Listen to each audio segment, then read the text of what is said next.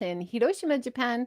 And today I have the pleasure once again of following up with the amazing Hannah Kirshner. Thank you so much for joining, Hannah. Thank you for having me again. I'm excited to catch up. It's great. And we're going to talk about your exciting renovation project for a new kitchen entrepreneur idea in Ishikawa. For anybody who doesn't know, I just took my book cover off. It doesn't have the cover here. There you go. Water, Here Wood, we and go. Wild Things is Hannah's beautiful book that we talked about last year. Yeah, about a Uh, year I was just ago. I was just listening, and you were episode number 194. Now you are episode 405. Oh my gosh, that's incredible. You've done so many.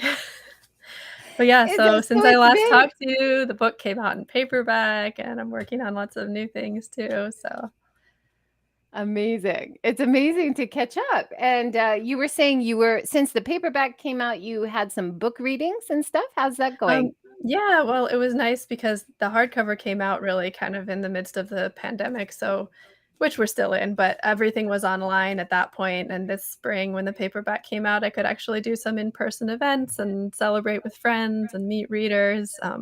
We had a gallery exhibition here in Brooklyn of a bunch of um, the artisan goods and things from Yamanaka that I write about in the book, as well as the originals of the illustrations from the book, and did a sake workshop. I did some things in San Francisco. So it was really nice to get to do that. Oh, that's awesome. That must be so fun. And like you said when we did the first interview too, you really are kind of living half and half between your beautiful rural town of Yamanaka and your home in New York. Is that right? Yeah, that's right. Yeah. Yeah. My Yeah, husband's it's work keeps him here. So I go back and forth. If it was up to me, if I was on my own, I might be completely in Japan at this point. But, maybe we're sort of working towards that eventually. yeah. So I love one of the things that you said in the previous talk was that although your book is very much about Japan and Japanese culture and a deep dive into rural life and all these amazing artisan experiences that you had, you think there are a lot of elements that people can apply to appreciate anywhere in the world, even their own backyard or their own neighborhood. Have you found that your readers have responded that way? That they've been like, "Oh, I've noticed things in my neighborhood that I like," and stuff like that?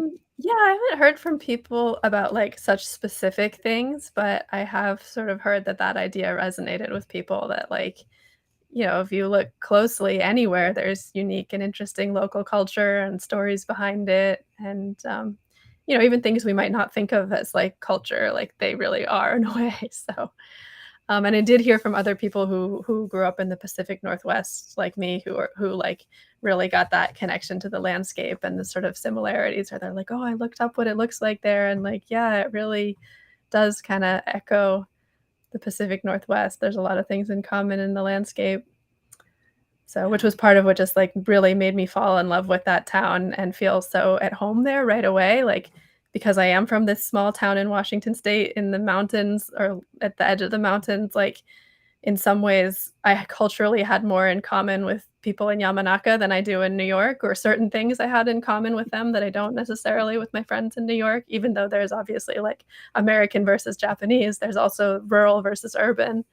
Yeah. And so, I find that too. Like when I go back home, the people I connect with are people who've traveled outside of their mhm, hometown and explored new places and mhm. see new things to appreciate even in their hometown, because that's what I've been doing in Japan Yeah. for so long, right?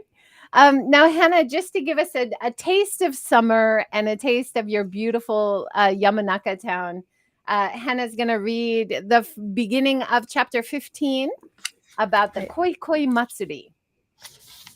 Every year, on the third weekend in September, the town of Yamanaka transforms into a 2-day party called Koikoi Matsuri, which translates roughly to come on, festival.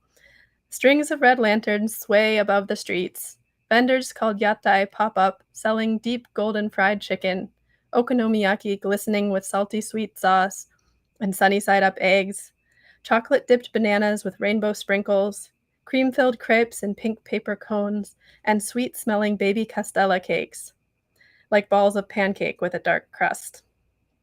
Late into the night, teenagers dance around a tall circular stage to a Eurobeat version of Yamanaka's festival song, shouting, "Koi, koi, come, come." In pop up tents, garages, and empty storefronts open to the street, people gather in honjin, a military term for headquarters. Each neighborhood has a honjin, and then there are honjin for business groups, alumni groups, professional organizations, and yokinko, like informal credit unions.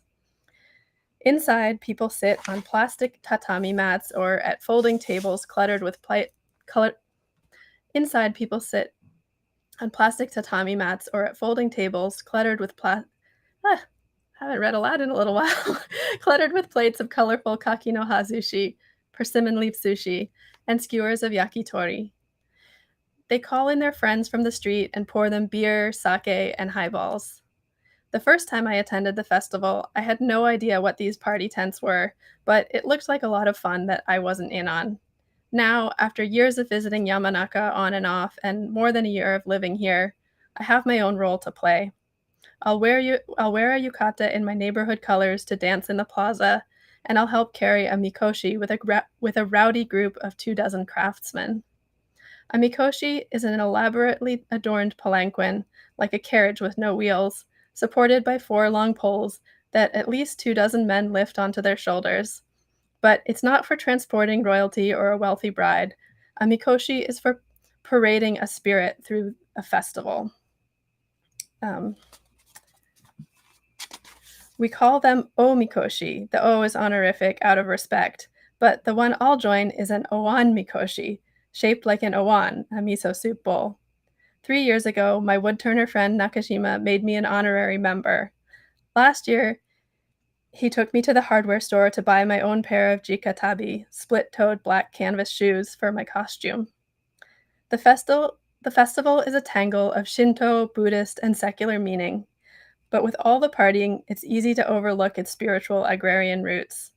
It's held during Higan, the autumnal equinox, a time for Buddhists to commune with ancestors who have crossed to the other side, but its form comes from the Shinto Aki Matsuri, autumn festival, an occasion to thank the spirits for a successful harvest. All right, shall I Thank stop you. there? Yeah. Thank you Okay. so much. That's awesome.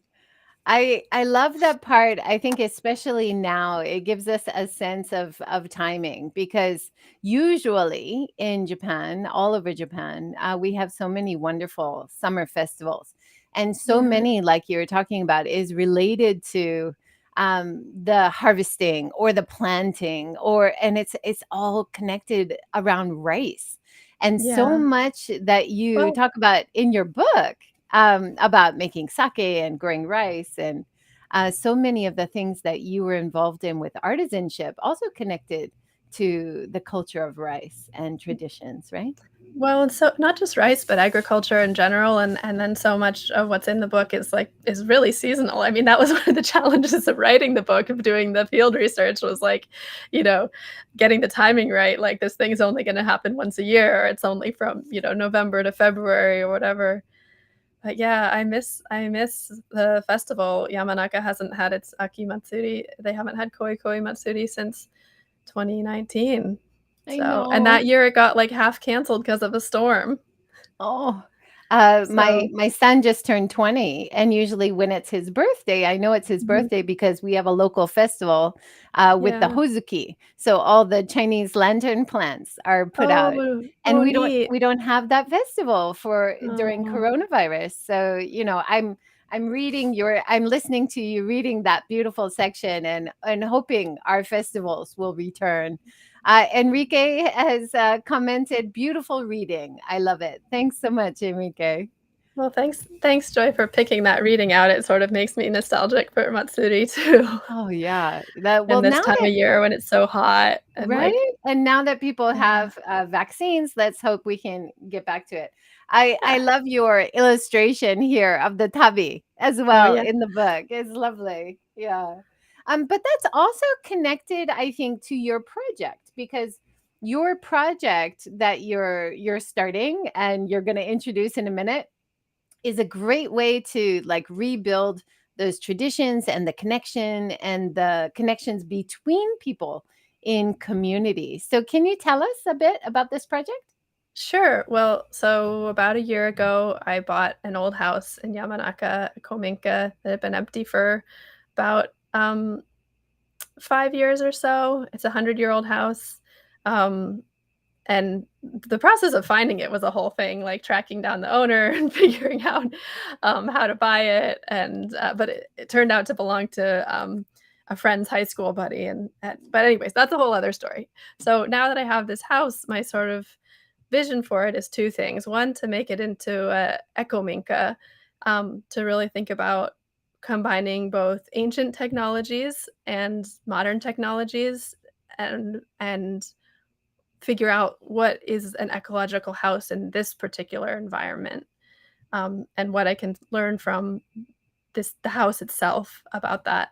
And the other project, well, I sort of had this in mind for a while, was is to have create like a kitchen studio. So to have an indoor kitchen and an outdoor kitchen and dining space, and have it just be this sort of flexible kitchen space that can be for events and workshops, for pop-ups, um, that local people can offer, like teach visitors and tourists traditional local foods, and also like visiting cooks, visiting chefs can teach local people food from all over the world. A place that, like, I have some friends for that are hunters. Like, one of my friends right now is like trying to figure out how to make good sausage from the boars that she hunts. That's Sakura, who I write about in the book.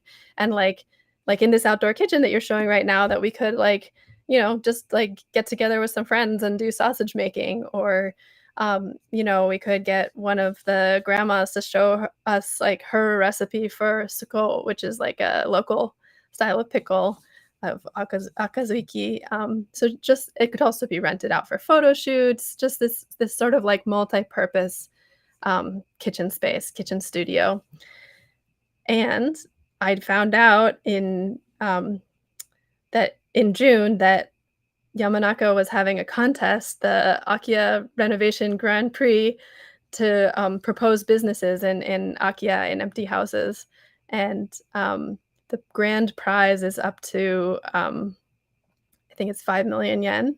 So equivalent of, well, if the exchange rate was better, $50,000, but probably more like $35,000 with today's exchange rate. But um, yeah, so I entered the contest, and this month there's public voting to choose the top three, and then the top three will get to present to a panel of judges, and somebody will get this prize. So if people like the idea, please vote for me. The link is in my Instagram, so that's probably the easiest way to find it, or just Google Hannah Kirshner and find my social media, and I've been linking to it, the voting constantly. I'll put the link here as well. For people who don't read Japanese, you said it was the second from the bottom. Is that right? Yeah, Mokke Yamanaka. So the Mokke kanji is wooden Yamanaka. chicken, mokke, Yeah, the chicken or kitchen. mokke kitchen studio. Yeah, kitchen studio. Okay, I'm Mhm. putting the link right here to the voting page. And then how do people vote? There's like So a it's you have to have a My Number. So it's only okay, people in Japan who have only a people My in Number, Japan. which, like, if you're in Japan, you probably know what that is. It's like a social security number.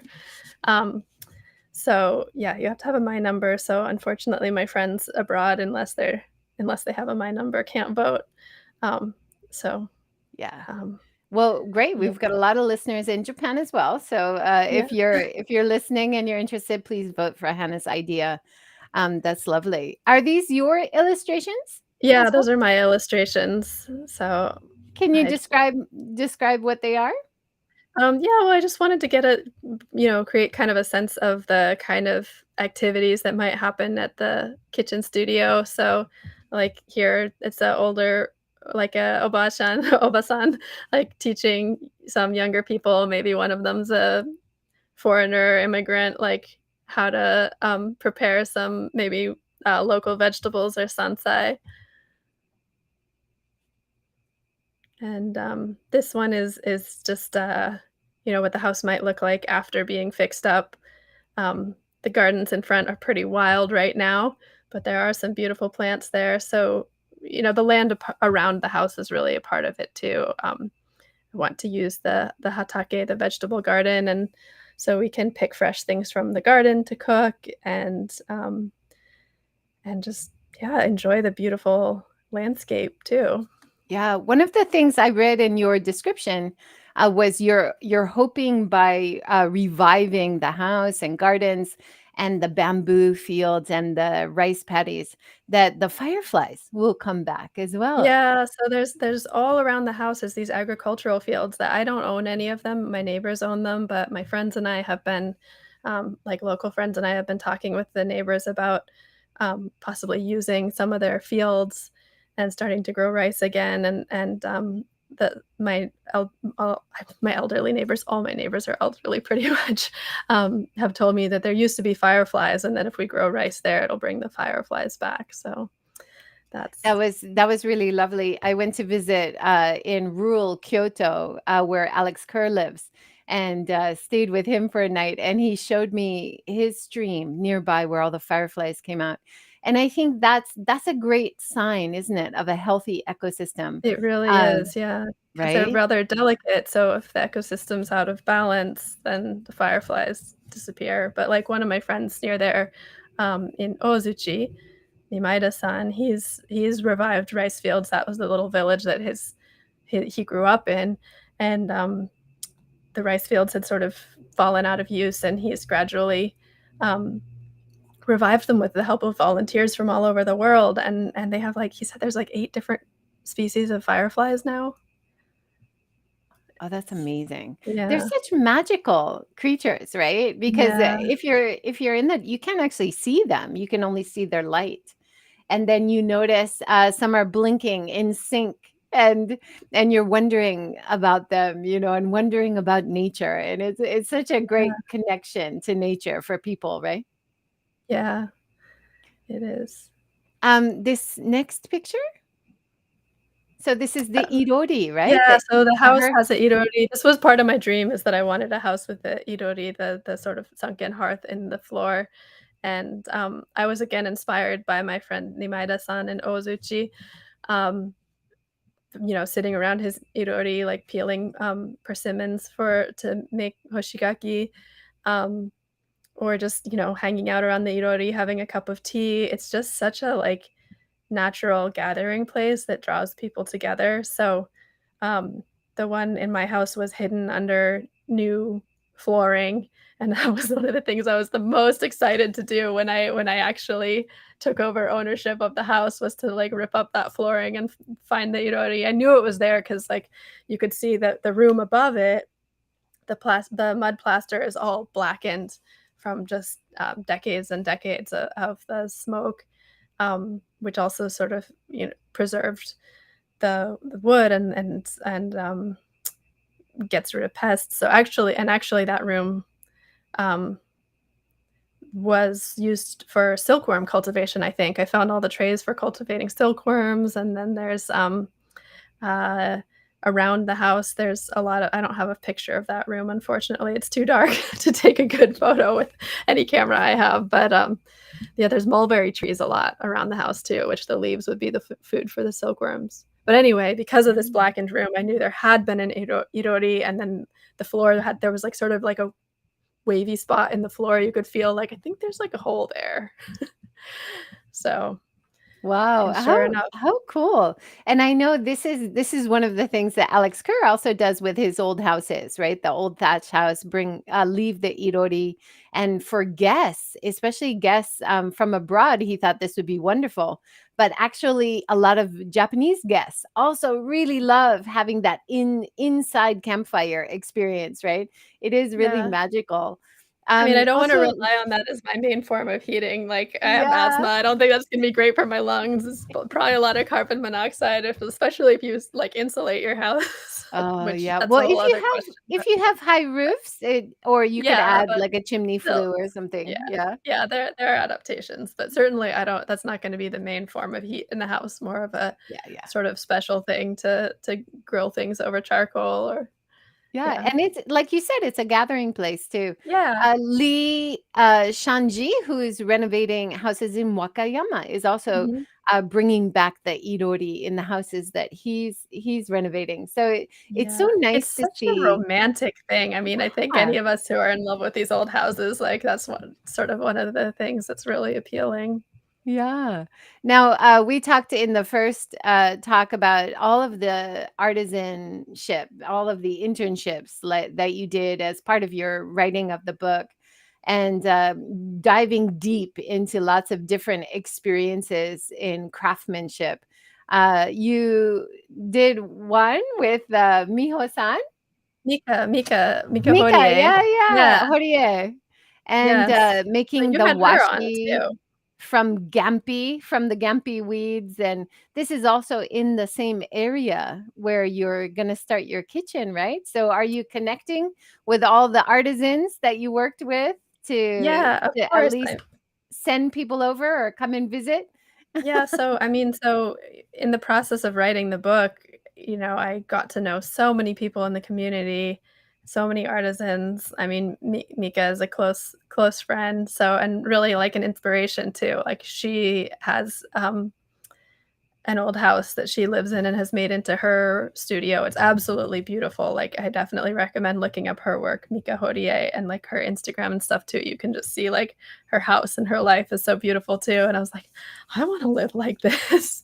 So, yeah, I mean, She has. everybody in the book is sort of around in the town of Yamanaka or around, so, Yeah. um, And definitely, like like you, Hannah, Mika also came from another place, right? Like she she came came from there Kyoto. specifically because of her love of washi paper and making washi paper from the Gampi weeds, which she wanted to locate herself near that resource so she could have this circular making of washi paper experience. It's so beautiful. Yeah.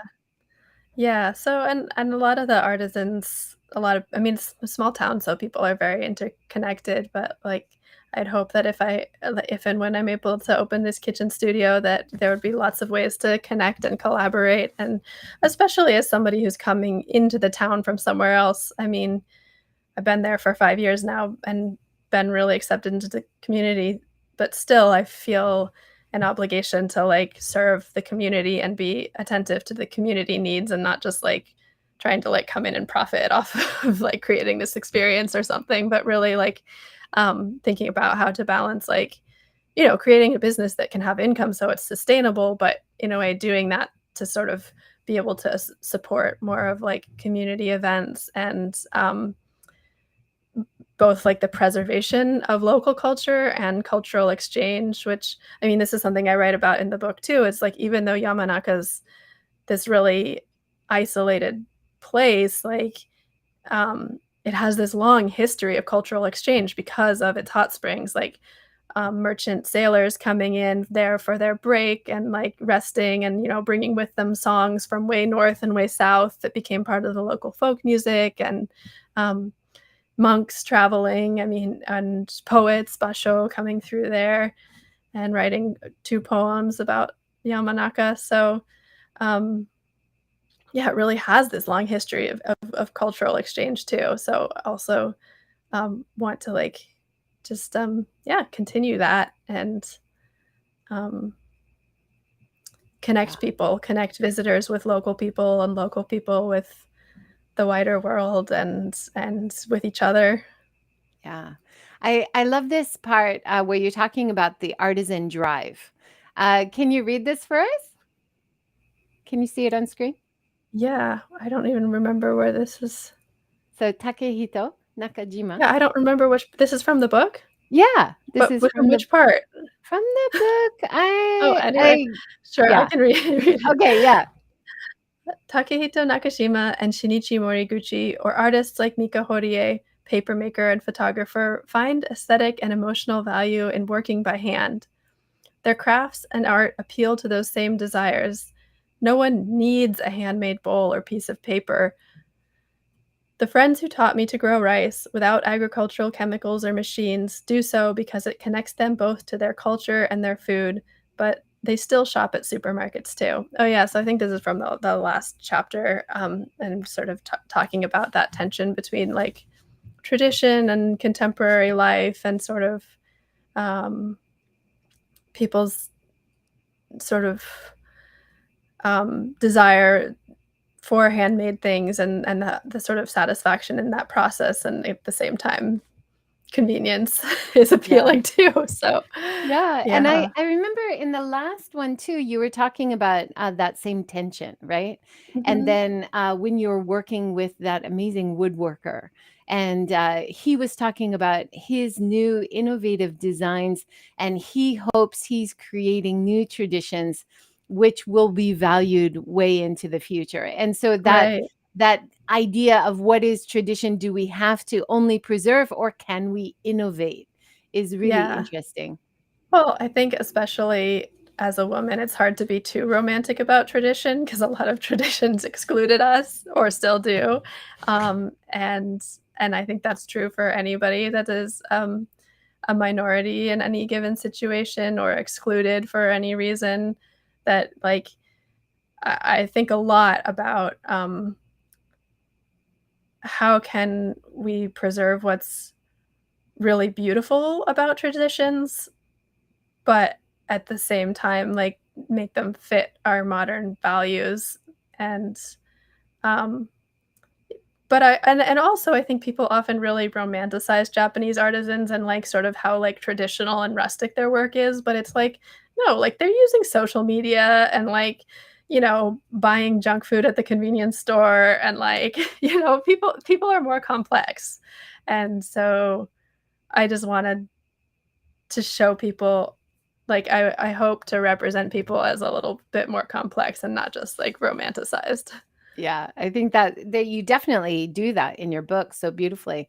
I love that, experience that you're talking about, the book, making charcoal. And how it's like a 2-day experience. And when you come, you bring loads of snacks like potato chips and beer and stuff.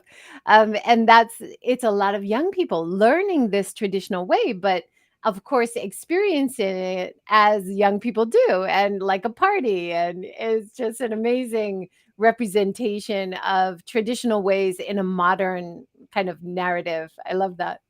Well, and I think it often takes kind of, like, new thinking to be able to preserve these traditions, to make them relevant or fun or, like, get that sort of energy back into it, like, yeah, the charcoal making, that's also, in Ozuchi with Nimaida-san, who I was talking about the rice, him sort of reviving these rice fields with the volunteers. So, I mean, he's really revived this whole village. He's the only person that lives there year round, but the village is almost always full of our volunteers, young people from around Japan and often from Taiwan, and even like I've met people from Mexico and Thailand and all over the place there, Poland, people coming from all over to learn and help. And so it was his sort of like creativity and openness to welcoming people from all over the place and like not having to like do everything himself or with his family that made it possible to revive this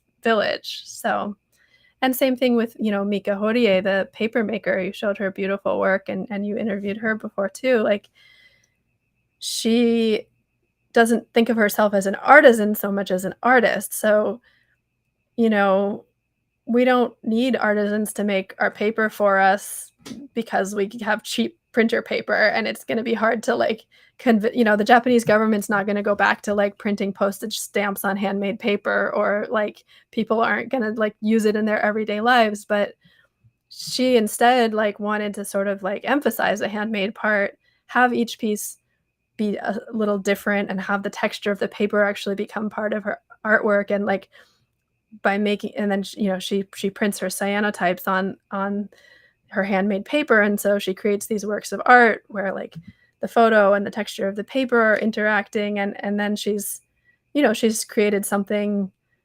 of greater value that she actually, it's artwork, and she's able to like support herself selling this artwork.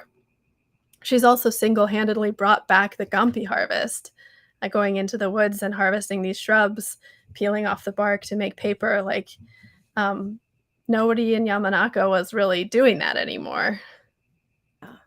And then also there's that element of bringing new people in, bringing outsiders in to appreciate it through outside visitors, through tourism. And then that outside interest also brings in new enthusiasm from locals as far as I've seen around Japan. When people outside are interested, then locals start looking at it like, oh, maybe there is something there. Maybe I I should think that's appreciate it too.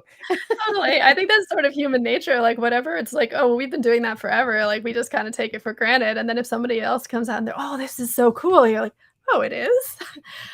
So, but that can be a tricky balance, I think, when places rely too much on the interest of outsiders of tourism. So it's interesting. I mean, Yamanaka in a way has been a tourist destination for maybe even 1,000 years. And so seems to just like have that balance. Like it's sort of built into the culture of the town, and it doesn't get spoiled by it somehow, at least not so far. One thing that So inspires me about towns like Yamanaka in Ishikawa is because it's so artisan focused. It's so mhm, focused on innovation and craftsmanship, but still a strong connection to nature. I think places like this, which have this reputation and branding, you're mhm, going to attract the right kind of tourist who wants to spend time there, who wants to learn. It's not going to attract the kind of tourist who just comes in and takes a picture of the famous places and leaves, which is mhm, actually more damaging than helpful kind of tourism, mhm. right? So that's a really positive thing about this area. Yeah. I mean, in the last few decades, I think that's really thanks a lot to Kamiguchi-san, who's the owner of Coyote Ryokan, and he also worked in local government. And at a time when in the 70s everybody was like building these like new like mid-rise and high-rise hotels and like golf courses and stuff like that, and he really um, fought to take things the other way. First of all, he tore down his parents' ryokan while they were away and built this like tiny 10-room ryokan. Like before it was like a hotel with a pool, and then like he built this 10-room ryokan that's like very much about using local food, local artisan products. I mean, this place is a work of art in itself, but he's really worked to try and encourage a kind of tourism that is about like an experience you can't get anywhere else, rather than like replicating a comfort that you could find anywhere. That his idea has been that people should come to Yamanaka, they should come to stay in his ryokan, or any ryokan there for that matter, to experience and taste something that they wouldn't get anywhere else, to something uniquely local. So, I mean, there are, not everybody there shares his way of thinking, but I think it has really, especially because he worked in local government too, has really influenced the development of the town over the past several decades. You talk about trust a lot in the first interview as well as in your book.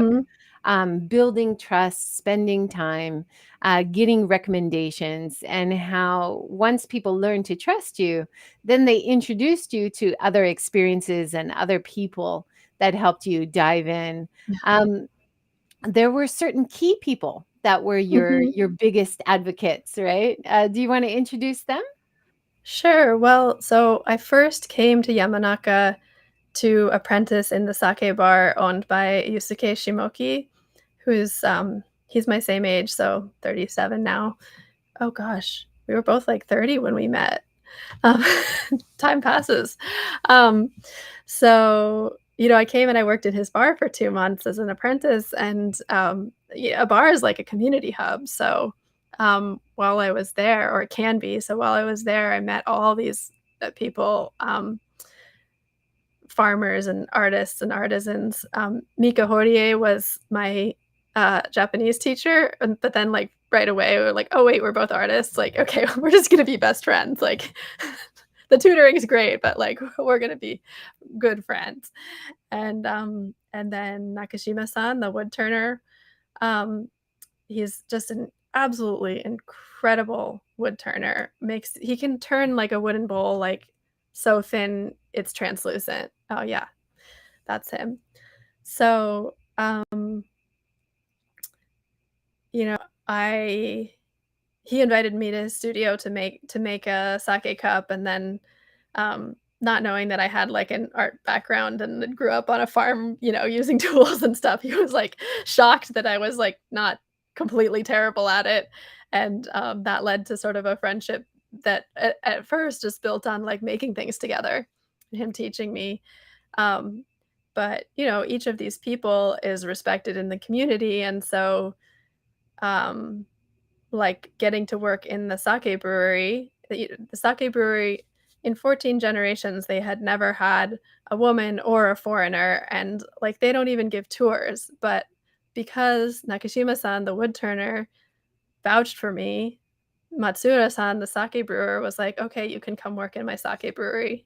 And I asked him why he decided to finally let me work there, and he's like, "Oh, because Nakashima-san said to," and I trust him. So, um and now, I mean, I worked there for 1 season as research for the book, um, but then I was so flattered and thrilled when I came back a year later and was invited to work there again, just, like, to work there, like, "Oh my god, I didn't just get in the way, like, I actually made myself useful."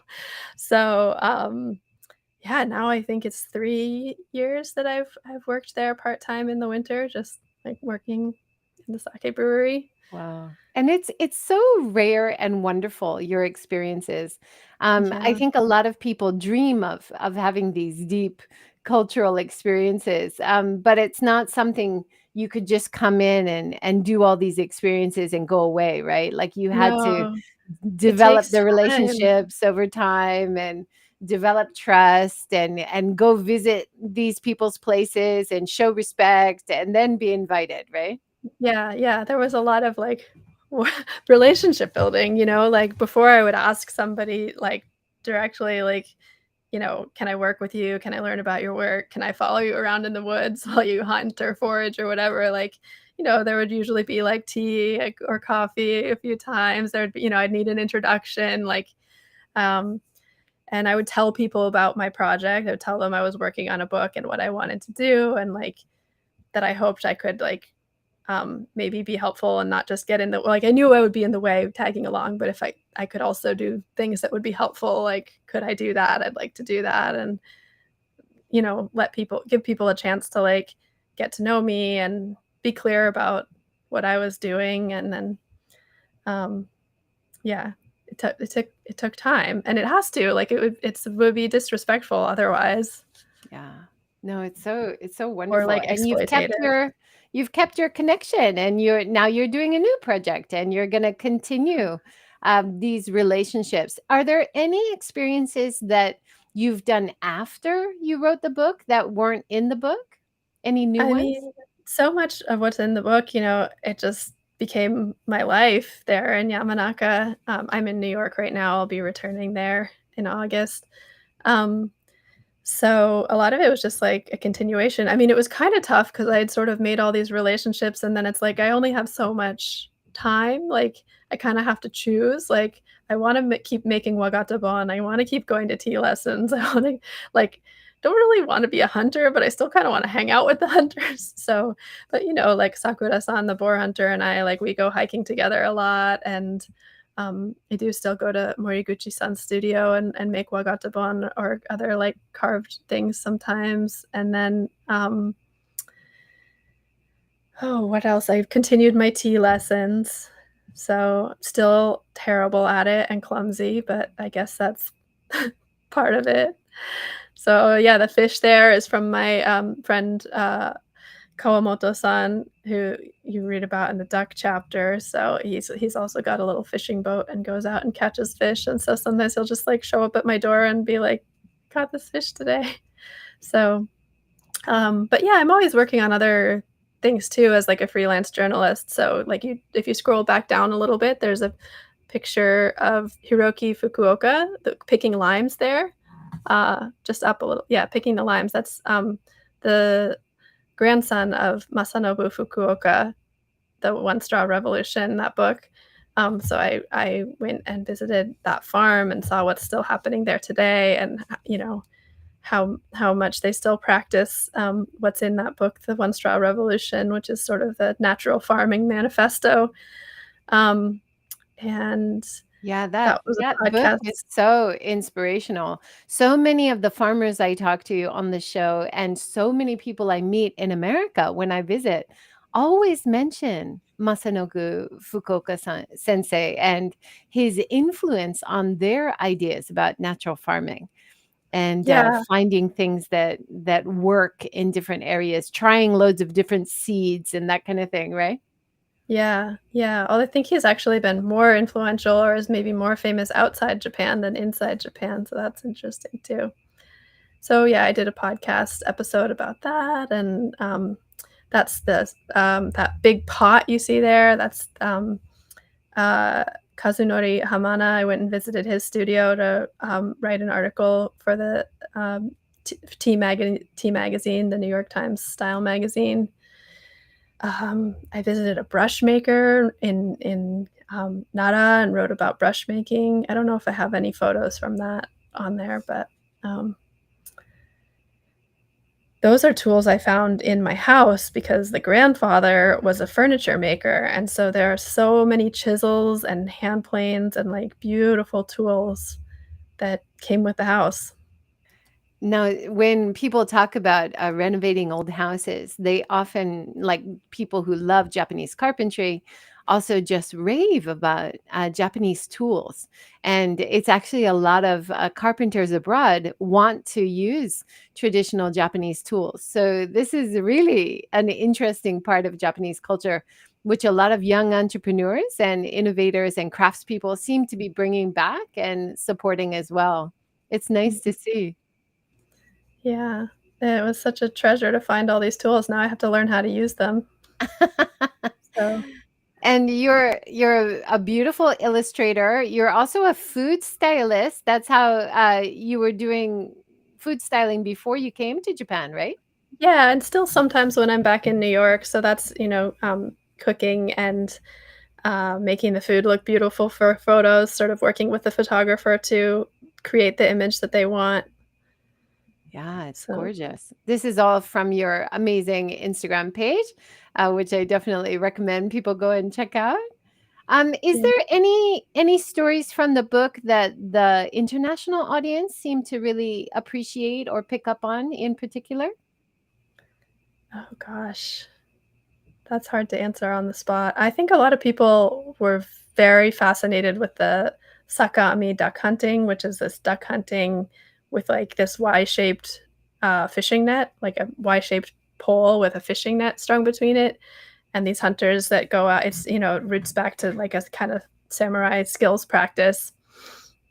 And now this group of mostly older men go out um, during the hunting season from November 15th to February 15th and go out at dusk just as the ducks are leaving the pond. And you have to throw the net up into the air just as the duck flies over and like intersect its flight. So the duck gets caught in the net and falls to the ground and is stunned. And it's an extremely inefficient way to hunt, but more about, a skill. And what I discovered by just being out there with them is how much it's really, I think, like fishing or hunting or other forms of hunting, like so much of it is just an excuse to get out in nature. And that spending time in the same place at the same time of day, day after day after day, you notice all these like subtle shifts in the plants, in the wind, in the light. Yeah. And I don't think that's something somebody could have told me that the hunting was about that, but just by going out with them day after day, like, I experienced that too. Yeah. That story really resonated with me and how it seems so closely connected to indigenous styles of hunting. taking only what you need, not taking more than will be Mhm. regenerative in future seasons, Mhm. that kind of thing. And you talk about that with collecting sansai as well, and that forest foraging culture.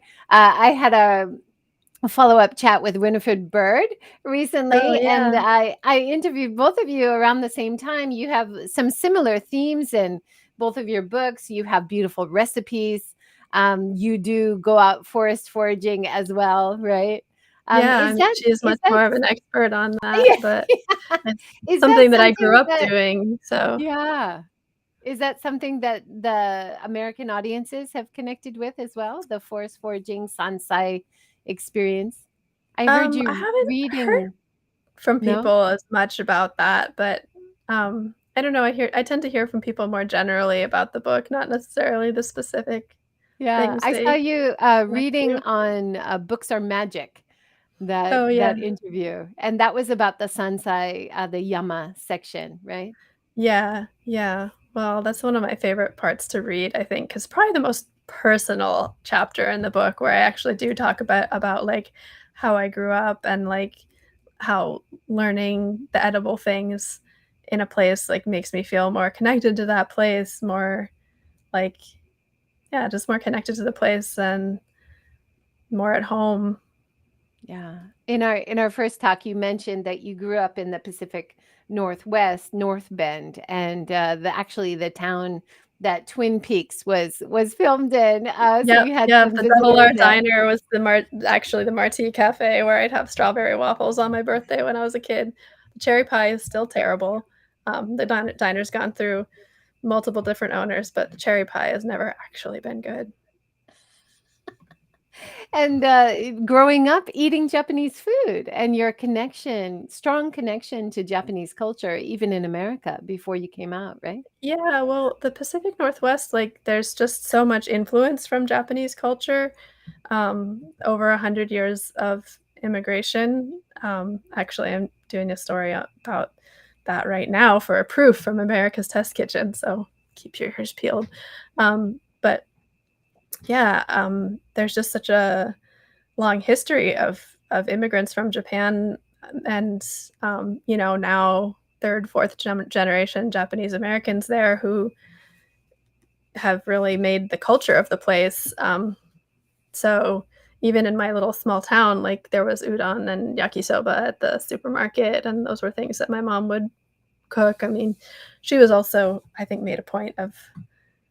I mean, she loves to cook across many cultures and wanted her kids to be introduced and curious about lots of different foods. But um, yeah, I mean, I think, the way different regions of the US, I think, have stronger influences from various communities, that's definitely one of the strong influences in Seattle. It's great to like we mentioned earlier, right? To have that outside inside experience and be able to tell, local people in rural Japan, people all over the world love this and really Yeah. appreciate that, and that's wonderful. Any I think it's a good time to refresh people, to talk about your project again and go through those photos, that we talked about in the beginning, because this is a important month for voting, right? Yeah, that's right. So if anybody is watching from Japan, if you have a My Number, you can vote in the Akiya Renovate Grand Prix in Yamanaka. Well, in Kaga, it's actually includes Yamanaka and also I think it's Owazu Onsen, but two of the onsen towns. This competition for proposals for renovating an old house into a business, and they actually especially encourage migrants, meaning people from other towns, and young people under 40. So I fit the bill. um, but yeah, my project I'm is there. The showing blue, the yeah. page in Japanese now, and, your entry is this one, Yeah, the Kidori Mokke. Kitchen. Huh? Sorry, Moke, Mokke. oh, sorry. Mokke Kitchen Studio. And So, if you go through to the PDF, and then, you can see all the images that we have here. Yeah. Can you just walk us through the images and your Sure. concept again? So the concept is really this sort of multi-use kitchen space, kind of community cafe where locals can offer classes for visitors. Visiting chefs and artists can offer classes for locals. We can have events where we get together to cook together, where we get like a local grandma to, teach us, a bunch of us younger people, their recipes. We can have pop-ups. So I can just decide like, okay, I'm going to sell donuts for the next, 6 weekends, or a chef can come and do a 2 week long restaurant residency there. Um, so yeah, that's the kitchen now. And then the one before was a, a rendering. Yeah, this is rendering of, what the kitchen might look like after renovation. So I also, love that. And the there's open kitchen style, right? Well, so there'll be that's like a sort of smaller prep kitchen, and then there'll be an outdoor kitchen, which is, yeah, this is probably where we'll have most of the events, especially, the outdoor kitchen allows us to gather even in times where we're worried about respiratory viruses, and also, just, like, it really enjoy that sort of, like, indoors, outdoors at the same time. So this would be that, last image you showed was, like, the indoor dining room, um, I rendering. am just loving these original beams. The Yeah, aren't house those is gorgeous? Those were all, gorgeous. like, Yeah. hidden by drop ceilings that I had to pull down. Oh, that's Uh, so wonderful to discover that behind the drop ceiling, right? yeah, yeah. And So, you anyway, I hope mentioned people yeah. will vote for my kitchen studio, so if I can get in the top 3, then I'll get to make a presentation and have a chance to, win funding to do the renovation. Otherwise, this might be like a 10, 20-year project. So did you buy the place Yeah, or I did. wonderful. Can you tell us how much about ballpark? Um, Probably about what you'd pay for an economy car in the US. That's awesome. Yeah. That's so good. So you're a homeowner now. This is a big deal. You're Yeah, this putting is down new for roots me. Yeah. in the area, right? Yeah, yeah. Well, I hope to be right now, I'm spending my time about half and half in Yamanaka and Brooklyn, but I hope in the future that it'll be mostly Yamanaka. We have some comments from English Vera. She says, "That saddens me about cherry pie. At least they could use can filling and improve it." Well, I don't know, it's kind of funny that it's that bad. Yeah, and There then are other Akia things that are good. Renovation. Yeah, Akia Renovation and Business Building, inspiring, looks a lot like my place. Awesome. Oh, nice. Yeah. I went to the Minka Summit this year, and, Oh, I wish I could have gone. Tell oh, me I about wish you it. could have. You'll have to come next year because you're doing this Yeah. great project. You could tell us all about it. Well, there are so many people, already doing all sorts of things with Kominka and Akia, so I have a lot to learn.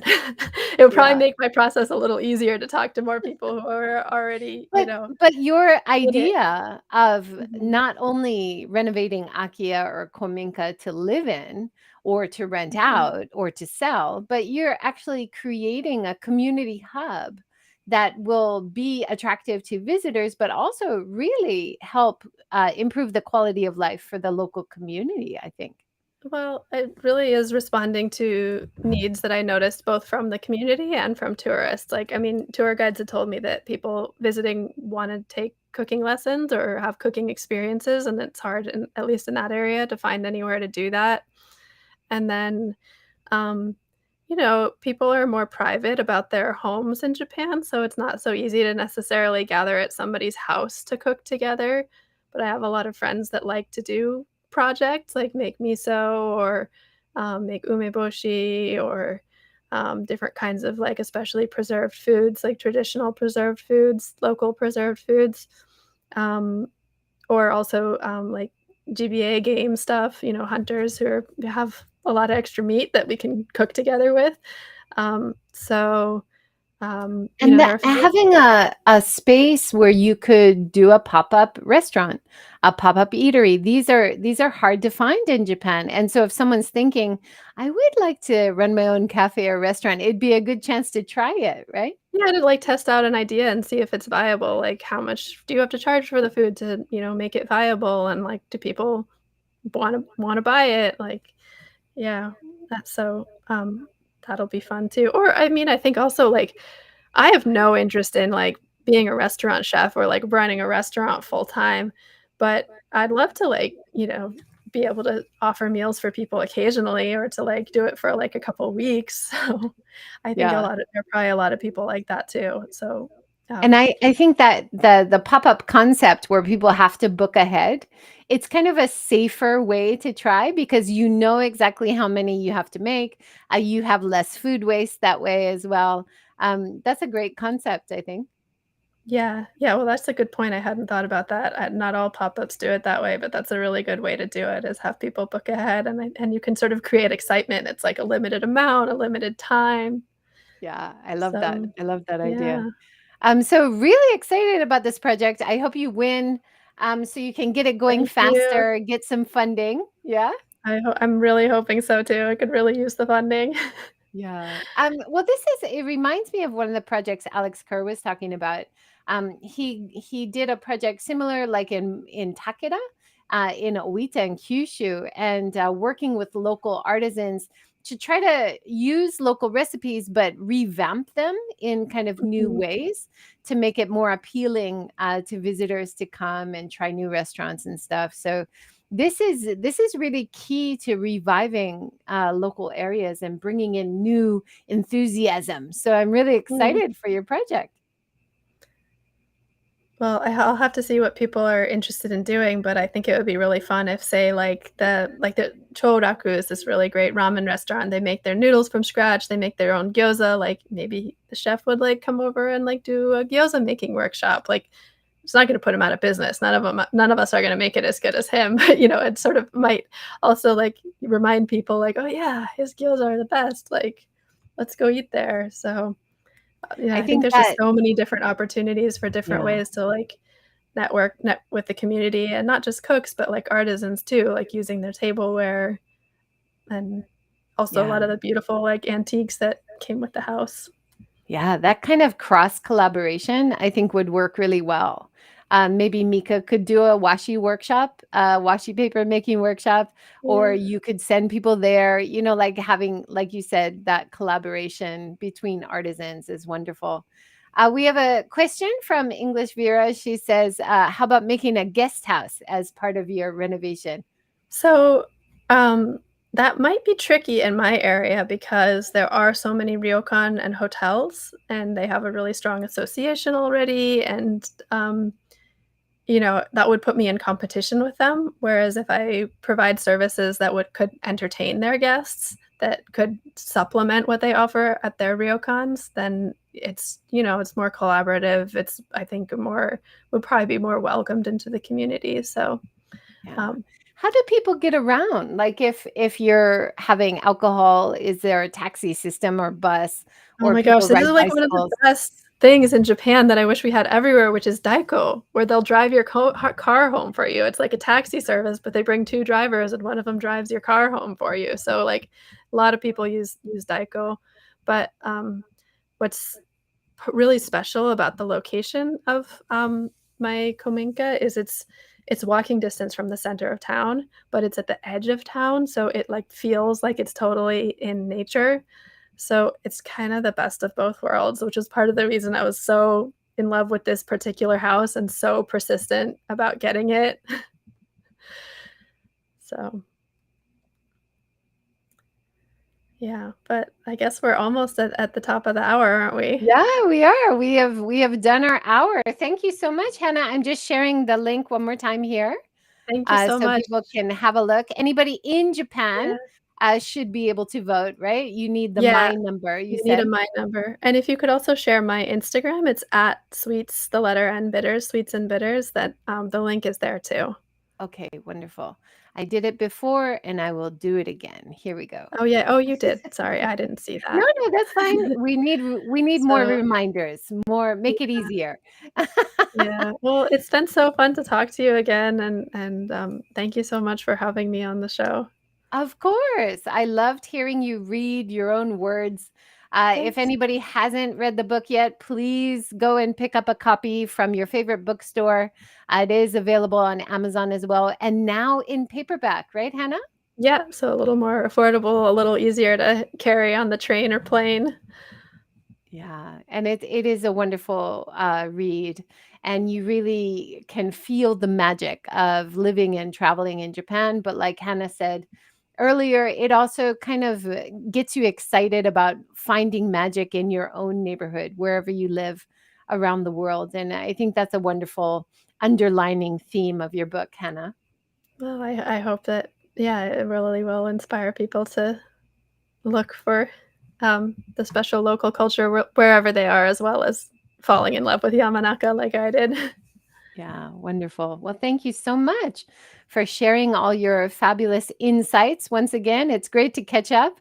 Thank you, Enrique. He says, great interview. Thank you, Hannah and JJ. It's wonderful to have you guys join this morning so early in Japan. But it's wonderful to connect with you all the way from New York, Hannah. I would love to Thank you so come visit much. your beautiful place in Yamanaka someday. Yeah, I hope that you will. I hope that, it won't be long before the kitchen studios open and I can welcome everybody. Yeah, that'll be great. Well, thank you so much, Hannah. Thank you, everyone, for joining. Have a great day and see you next time. Thank you. Please subscribe if you're on YouTube. I'll have a little video.